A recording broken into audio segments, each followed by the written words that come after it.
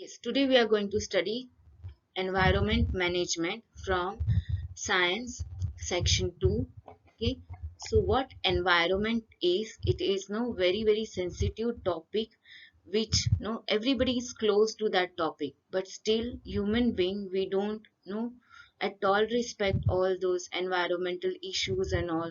No, we are just dealing with our comfortable life, and whatever comforts we require we just know to grab it from the environment, isn't it? So first let's take a review of what environment is and how it is important. Here just a review of your last year's chapter that is related with your environment.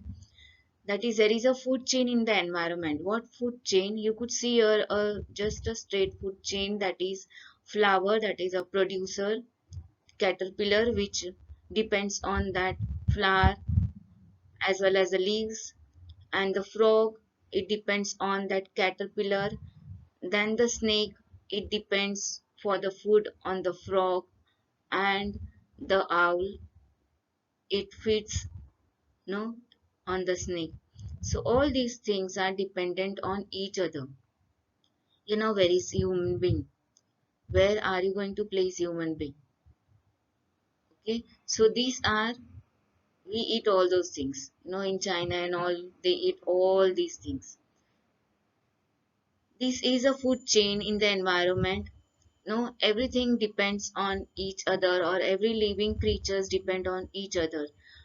But when they are depending on each other, they directly or indirectly they take the sun's energy. So for our survival we require sun, and sun is the one source of energy which only plants know to trap this energy from the sun. Okay, so trapping this energy from the sun, and afterwards we indirectly depends on the plants for our food.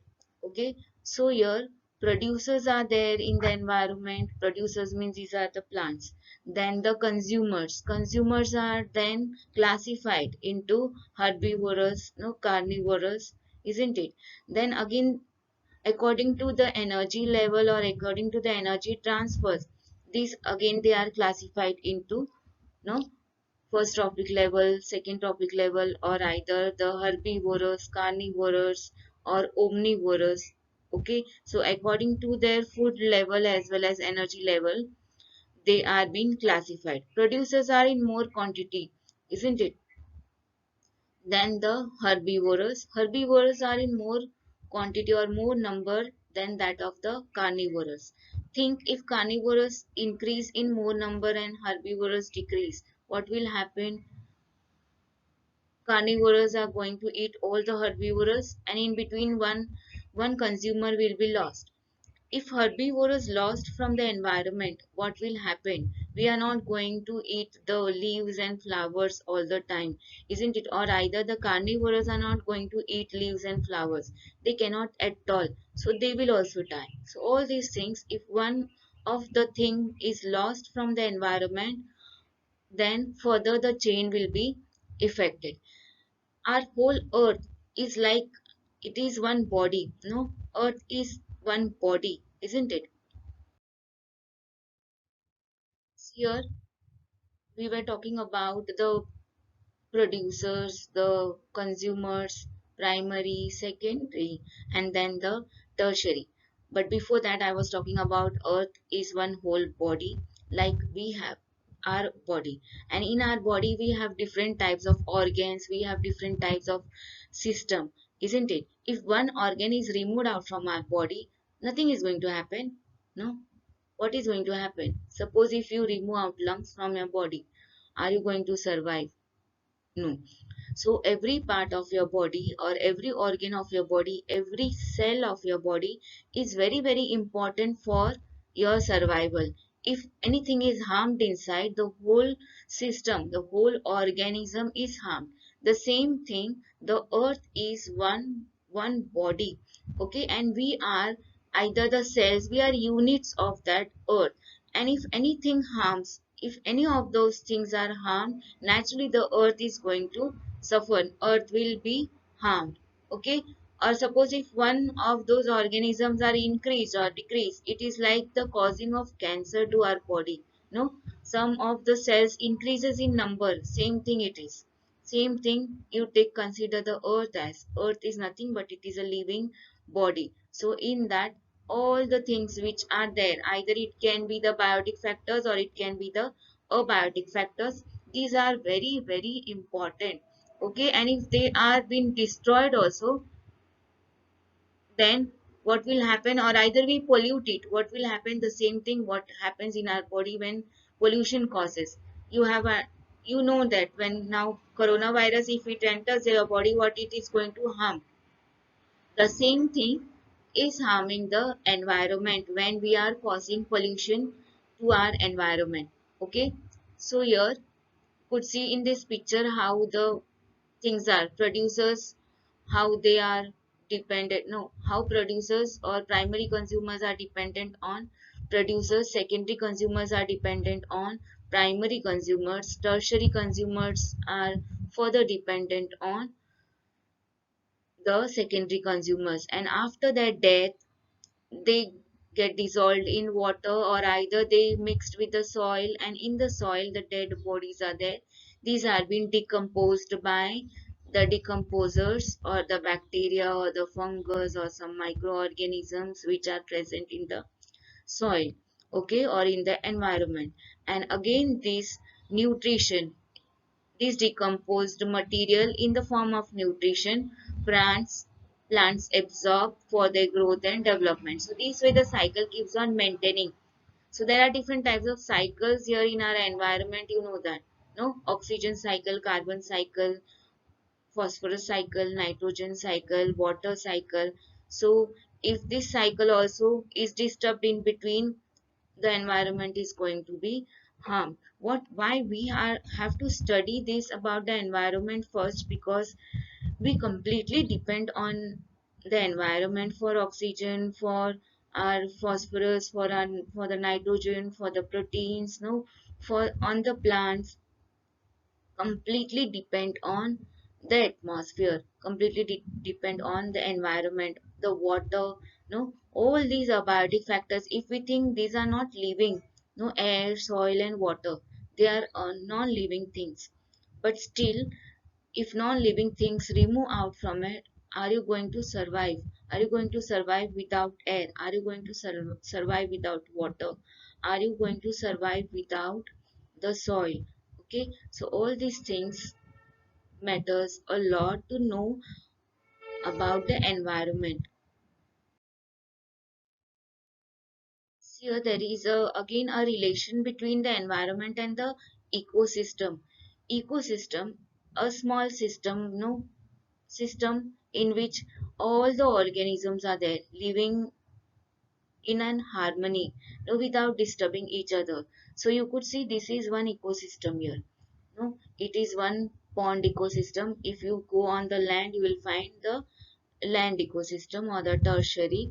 Okay, if you go in some forest there will be the forest ecosystem, or either, no, that will be according to the name. So here you could see pond ecosystem as well as on the land.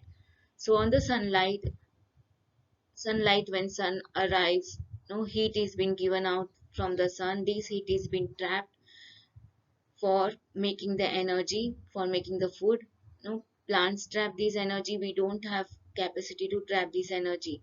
Then further all these organisms, you could see insects are there, animals are there, higher animals are there, animals which live on the plants, no, as well as microorganisms are there, fungus are there, bacteria are there, planktons are the plants, no, zooplanktons we can call, these are plants also, and the animals also. Okay, so planktons depends on those who have chlorophyll in them, okay, and they can move. And protozoans, these are small organisms. Okay, protozoa means these are small microorganisms. Algae are there. So all these are organisms living around us, and they are completely dependent on non-living factor, that means the abiotic factor and the biotic factor. Biotic factor means living organisms depends on abiotic factor. Abiotic factor means your non-living things. Non-living things are air, water, and the soil. But we never consider these abiotic factors, know that they we are dependent on them. Okay, so here just I have talked about, no, there are matter cycles through ecosystem. These cycles continuously, those matter which is there, either carbon, oxygen, water, nitrogen, this continuously rotates in the environment. You have studied this last year, carbon cycle, water cycle, and the nitrogen cycle. No, all these cycles you have studied last year, and how they are useful for us, isn't it? So this cycle has to go the same way in the environment without the disturbance in between. If any disturbance in between is caused, what will happen? We are affected. All living beings are affected, as well as the whole environment is affected.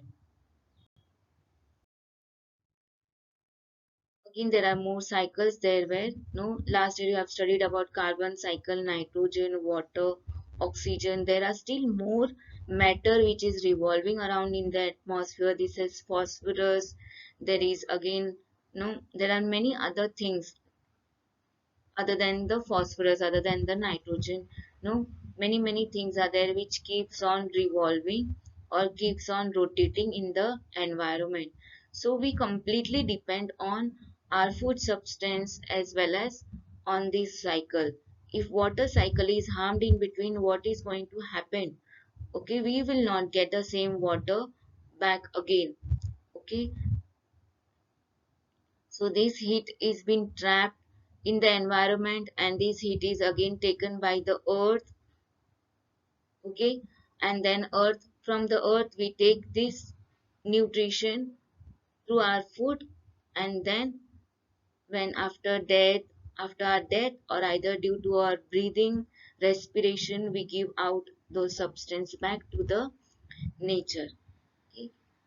But in between, what is happening here, in between all this which is going on continuously, nature doesn't stop its work. But in between, what is happening? Man is destroying all these cycles.